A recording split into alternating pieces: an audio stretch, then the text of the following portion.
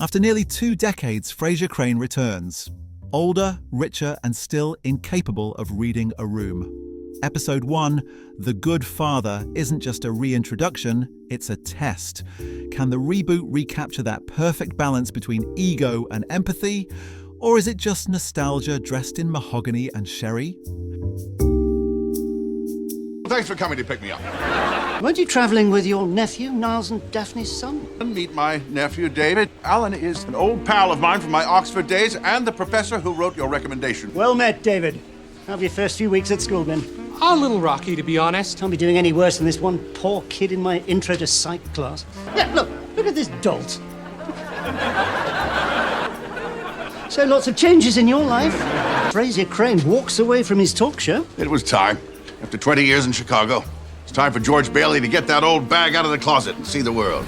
Directed by sitcom legend James Burrows, the same man who shot the Cheers pilot back in 1982, this premiere has moments that absolutely sing, and others that remind us how risky it is to resurrect perfection. Let's start with the first, a simple reunion, but a clever mirror of the original Frasier's first episode. Only now the roles have reversed. Frasier arrives expecting warmth, but Freddie's reception is polite, distant, and just a bit heartbreaking. The comedy here isn't in the punchlines, it's in the discomfort. Notice how Kelsey Grammer plays it when he meets his son, Freddie.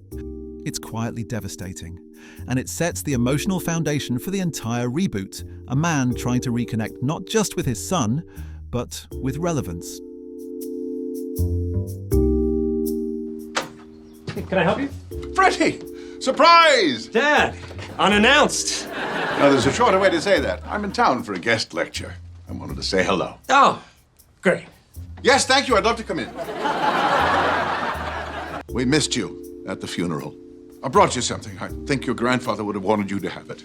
I'll open it later. I know he's not waiting for a thank you note, but still. Anyway, Dad, so good to see you.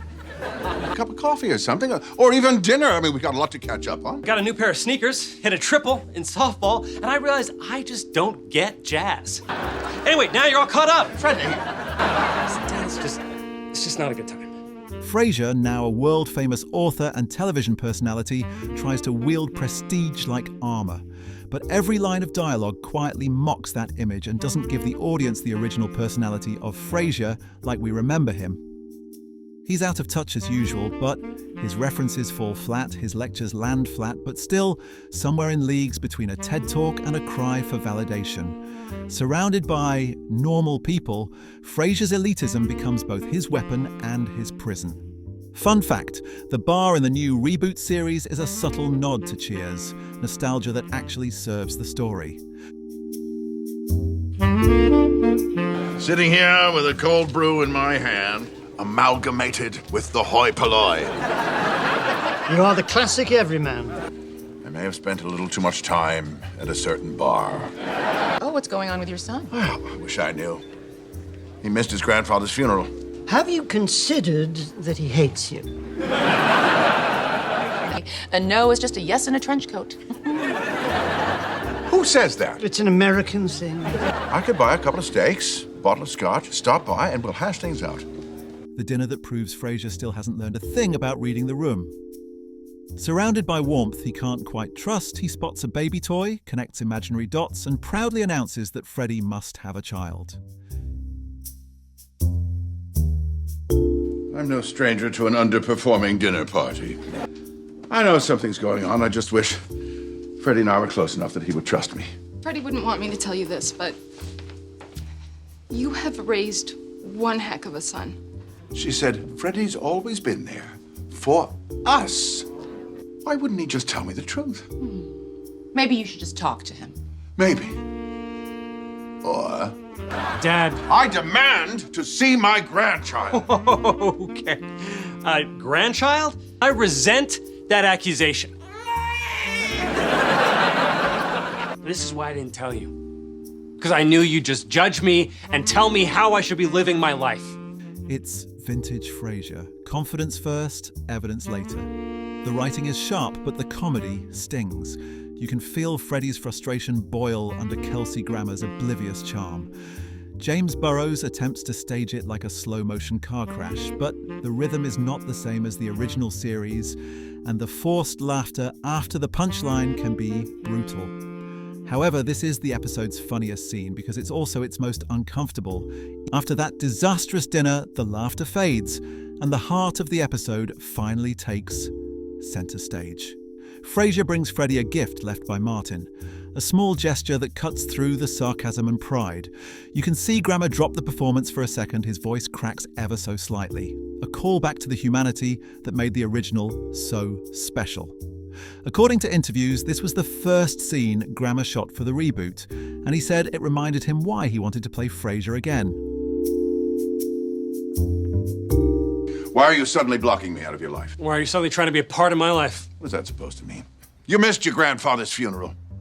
Daphne's toast. Bulldogs, Ave Maria. I was about to get on the plane, and then I was thinking about Grandpa, and I just couldn't do it. You remember when my buddy died in a fire downtown? Yes, of course. Horrible. Yeah, well, I was just so angry. I was in a bad place. Well, why didn't you reach out to me? I've always told you can call and talk to me anytime. Grandpa got on a plane. We talked about some friends that he lost on the force and how he'd gotten through it, and I just... You know, why don't we open that gift? His flag was flown over the state capitol in honor of Detective Martin Crane for his service to the nation. I'm gonna miss him. Me too. He was a hell of a guy. So, does episode 1, The Good Father, deliver? Not really. It leans on nostalgia a little too often, and most of the new cast struggles to keep pace with Grammer's timing, with the exception of Nicholas Lyndhurst's character Alan, who feels like the only one speaking his language. Still, when the show slows down and lets emotion breathe, it finds some heart. While it's far from not perfect, it was promising, a potential foundation as the reboot finds its rhythm. We'll look at episode 2 next and see if this comeback can really stand on its own.